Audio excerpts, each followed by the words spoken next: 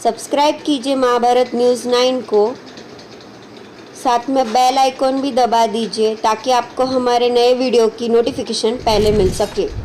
नमस्कार महोदय, आपका नाम क्या है? मेरा नाम दिनेश शाह है और आप क्या काम करते हो? मैं मार्केटिंग का काम करता हूँ और मोटिवेशनल लोगों को बिजनेस डेवलप करने के लिए मोटिवेशनल प्रोग्राम देता हूँ। जो लोग जिंदगी से हार जाते हैं उसको आगे बढ़ने के लिए एक फौज बढ़ा के देता हूँ, जो लोग कुछ अच्छी तरह से काम कर सके। हमने सुना है कि आप जब मुंबई में आए तो 13 रुपया 60 पैसा लेके आए थे, तो इसके पीछे आपकी आज की सफलता का राज क्या है? एक ये है मेरी सफलता का राज, आप जब पूछ रहे हैं तो ये सुन के मेरे अंदर की आत्मा को आपने जगा दिया और मुझे लगता है कि एक दुख भरी कहानी है, लेकिन आज मैं वो दुख भरी कहानी की वजह से ही सुखी हूँ।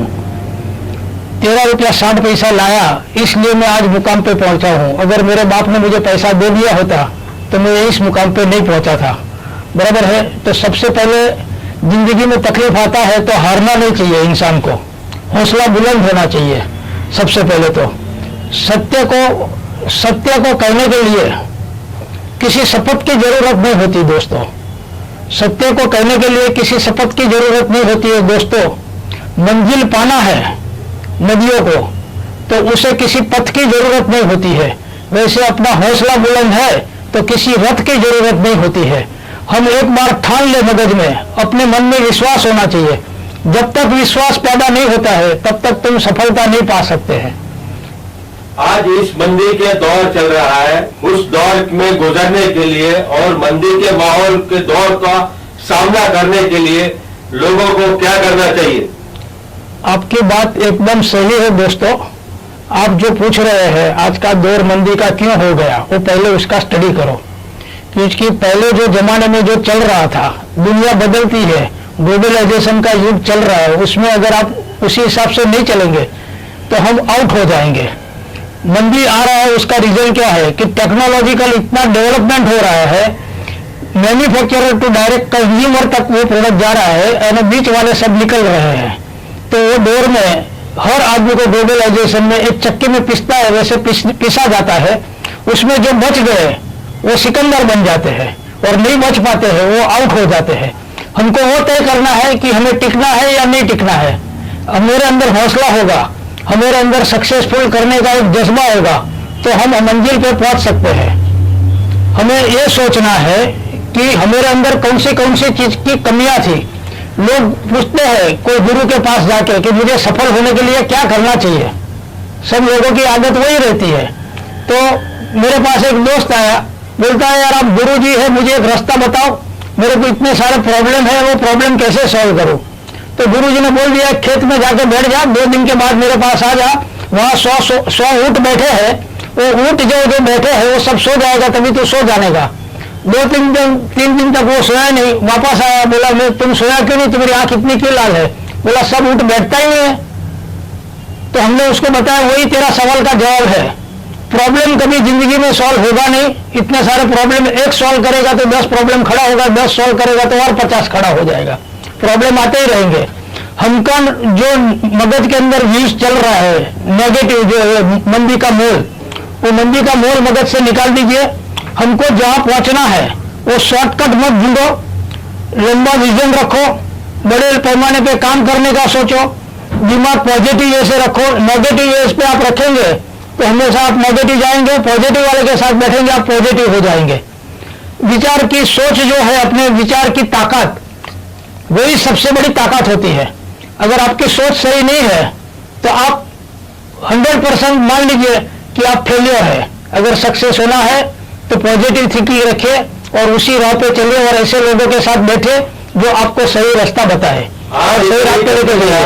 आज इतनी कंपनियां बंद हो रही है और नवयुवा बेरोजगार हो रहा है, तो उनको बेरोजगारी का सामना कैसे किया जाए वो उसके लिए आप मार्गदर्शन करें। हाँ, अब ये नौजवान जो लोग हैं वो जवानी के जोश में होश नहीं रहते हैं और होश आते हैं तभी जोश चले जाते हैं। तो होश और जोश दोनों साथ में रखना चाहिए इंसान को। वो दोनों चीज उसके अंदर होगा तो वो सही मंजिल पे पहुंचता है। वो लोगों को देख के काम करता है कि भाई ये धीरूभाई अंबानी ऊपर पहुंच गए, बिल गेट्स पहुंच गए, ये भाई ऊपर पहुंच गए, सब ऊपर पहुंच गए, वो सब लोग देखते हैं उन्होंने क्या किया। वो सफलता पाने के लिए उनका कोई स्टडी नहीं करते हैं। सफलता पाने के लिए बहुत कुछ देना पड़ता है, सोचना पड़ता है, समझना पड़ता है, अपने पास व्यूज होना चाहिए, प्लानिंग होना चाहिए। मैं पढ़ाई करता था तभी सीए में एक स्लोगन आता था पोस्ट क्रॉप करके, planning, organisation, staffing, coordination, reporting and budgeting. अगर ये चीज प्लान करके चलेगा इंसान, हर इंसान, और उसकी सोच पॉजिटिव होगा तो सफलता का राज पे डेफिनेटली पहुंचता है। लेकिन वो प्लान ही नहीं करता है, प्लान ही फेलियर का करेगा तो फेलियर होने वाला है। वो सोचता है कि मैं करोड़पति बन जाऊं, लेकिन ऐसा करोड़पति कोई बनता नहीं है। उसके लिए मेहनत मांगता है, धगस मांगता है, हौसला मांगता है, planning, organisation, staffing, directing, coordination, reporting and budgeting, ये सब चीज अपने अंदर, वो इनबिल्ट अपने अंदर है। वो हम उसको बाहर निकालना पड़ेगा।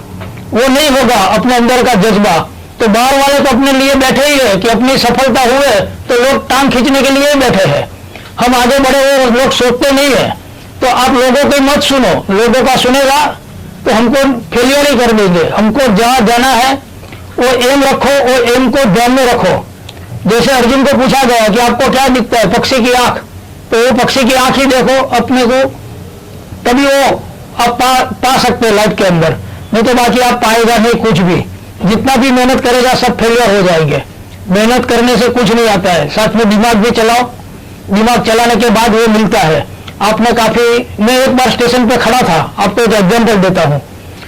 तो एक आदमी आधा घंटा लेट आने वाला था, तो हम स्टेशन पे खड़े खड़े एक नजारा देख रहे थे। एक बेगर था, वो अल्लाह के नाम पे 1 रुपया मांग रहा था, तो उसको रुपया देने वाले बहुत लोग मिल गए, क्योंकि उसकी सोच 1 रुपया तक थी।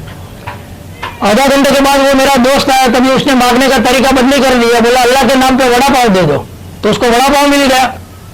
हम सोचा कि ये जो मांग रहा है वो सब लोग दे रहे हैं, तो हम ही सोचते नहीं है कि हमको बड़ा चीज चाहिए। भिखारी को कभी टोयोटा गाड़ी, रोल्स रॉयस गाड़ी, वो गाड़ी उसको नहीं दिखता है, कि जैकवार गाड़ी नहीं दिखता है, वो कभी प्लेन नहीं देखता है। जब सपने हो गए बड़े तो साकार करने के लिए उसी दिशा में काम करो, मेहनत करो, लगन रखो। मीरा को कृष्ण भगवान क्यों मिला? क्योंकि मीरा कृष्ण में बन गई थी। हम धंधे के पीछे, उसके पीछे उतना लगन रखेंगे तो हम वो चीज पाएंगे, अदरवाइज वो लोग नहीं पाते हैं। और बच्चे लोग क्या है, टेक्नोलॉजी का जमाना चल रहा है, उसके साथ नहीं चलते हैं। आज देखो जो गाड़ियां चल रही है उसमें ड्राइवर नहीं है, टीसी नहीं है। बैंकों में 4-4 काउंटर लेने के लिए था, देने के लिए 4 काउंटर था, वो सब बंद हो गया। एटीएम पेटीएम हो गया, सब दुनिया बदली हो रही है ग्लोबलाइजेशन में, सब मशीनरी से काम हो रहा है। अभी रोबोट आ गया तो आने वाले टाइम में इंसान तो कुछ काम ही नहीं करेगा, रोबोट काम करेगा। अभी उसके साथ तुम नहीं चलेगा तो तुम्हारा धंधा सब चौपट हो जाएगा। दुनिया के साथ चलो, हौसला बुलंद रखो तो आपको मिलेगा, बाकी कुछ मिलने वाला नहीं है। और मंदी का दौर में धीरज रखो। ग्लोबलाइजेशन में सब ऐसा ही होता है, लोगों को समझ में नहीं आता कि ग्लोबलाइजेशन क्या है। वो एक बार समझ में आ जाएगा तो सब लोग सक्सेस की राइज पे चलेगा।